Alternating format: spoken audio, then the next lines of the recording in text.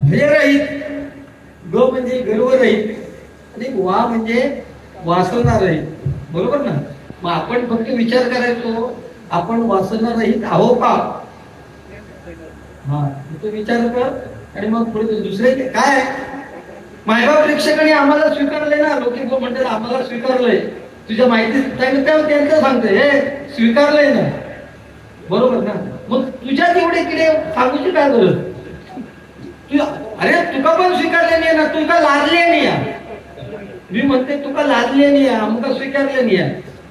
मागा जर का राग म्हणजे राग भजनाचं थोडंफार कमी माहिती असेल तर लोक ठरवतील ना बुवा. 15 दिवसात दुसरी डबल बाजी आहे माझी इथे. मग लोकांनी बोलवले नसतो ना माका आज, तर तुझा कानात काढूसाठी बोलवले. तू बाप आहे भजनाच्या बाबतीत, मी सलाम करतो तुका. पण तू एरवी काय बोलत असेल तर मी ऐकून घेणार नाही. लक्षात घे. तुका काय ह्या माहिती नाही का माहिती नाही. इथे परिपक्व असा कोण नाही माणूस निर्माण केलो परमेश्वराने. कोकिळेला ह्याची भाषा कशी माहितीये लक्षात घ्या. कोकिळा मुक्त आहे कारण ती स्वतःची भाषा बोलते. पोपट ना पिंजऱ्यात कैदा हे दुसऱ्यांची भाषा बोलतात. एका दुसऱ्याने काहीतरी पॉइंट देऊचे असतात. स्वतःचे विचार मांड, असे विचार मांडणार की आपल्या विचारावर मायबाप प्रेक्षकांनी विचार केला पाहिजे असे विचार मांड. परमेश्वरात कोकिळे एक आवाज दिल्यानंतर तिका रंग काढून दिलेला आहे. कंठ दिला कोकिळेला पण तिचं रूप काढून घेतलं. रूप दिलं मोराला पण त्याची इच्छा काढून घेतली. इच्छा दिली मानवाला पण त्याचा संतोष काढून घेतला. संतोष दिला साधू संतांना पण त्यांचा संसार काढून घेतला. आणि संसार दिला देवादिकांना चालवायला पण त्यांचा मोक्ष काढून घेतला. लक्षात ठेवा. त्या देवाला सुद्धा त्या परमेश्वराने सोडलं नाही. मग आपल्याला कुठून सोडणार हो? एक लक्ष कर्मण्य वाधिकार असते महाफलेषु कदाचन बोधन देत की कालाय तस्मै नमः. 2020 आली. 100% काळाप्रमाणे बदललंच पाहिजे. आईला मॉम म्हणतात, डॅड म्हणतात, बुवा काही म्हणू दे पण त्यांचं प्रेम असलं पाहिजे. लक्षात घे.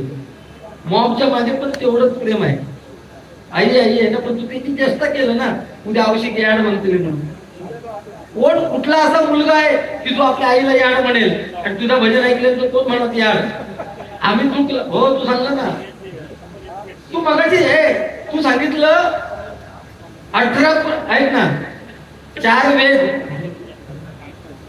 6 शास्त्र. तू सांगितलं 4 शास्त्र बघून बघ. तू बघ आता सांगलं तू 4 शास्त्र सांगलं ते 4 वेद 6 शास्त्र आणि 18 पुराण आणि वाघ हे 2 वाघ. तर मग अक्का जोडी किती घेतात असं तुझं म्हणणं. इकडे बघ असं तुझं म्हणणं ना. तू मुळात वाघ नाहीच. तुका कुत्रे वागूट म्हणून घेतोय मी माझ्यासोबत.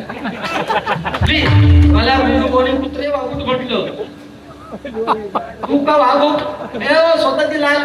इथे आयोजकांना विचारा. मगाशी त्याने माहिती सांगितली. सांगत होते की बुवा तुमच्याबद्दल माहिती द्या. 1982 सालात कधीतरी बुवांचा नंबर आलाय. त्यांनी सगळी माहिती मी म्हटलं मला लिहून दिली कोणी?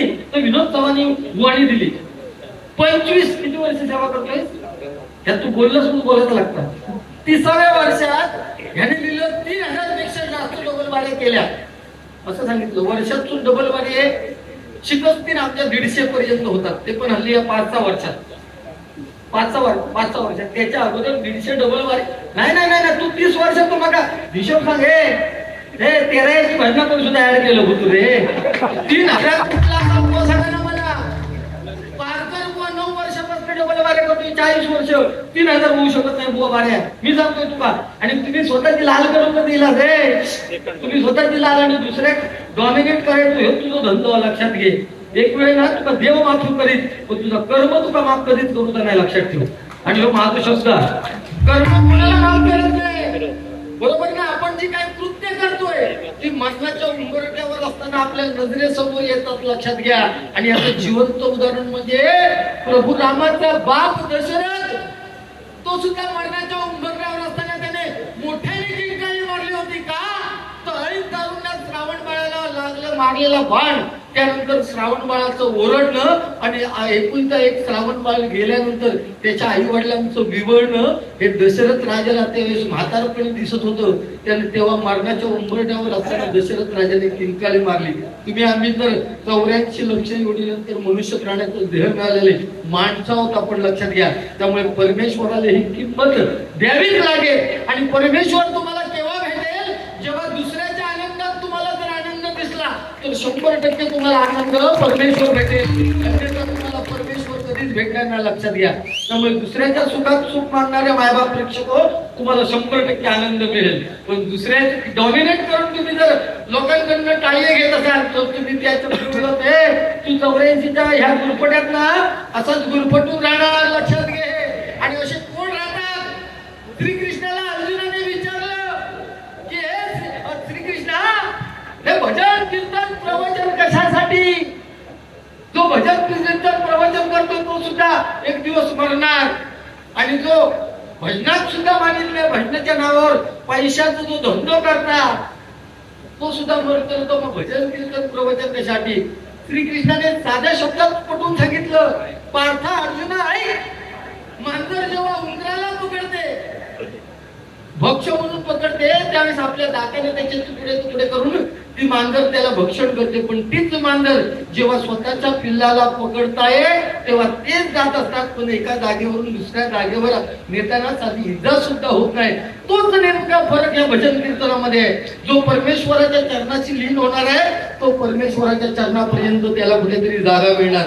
पण जो मौज मस्ती मजा करतोय तो इथे 84 लक्ष योनीमध्ये गुरुपटून मरणार, मी लोकांना त्रास देतो. विनोद चव्हाण होय, गुंडू सावंत बोलू शकतो.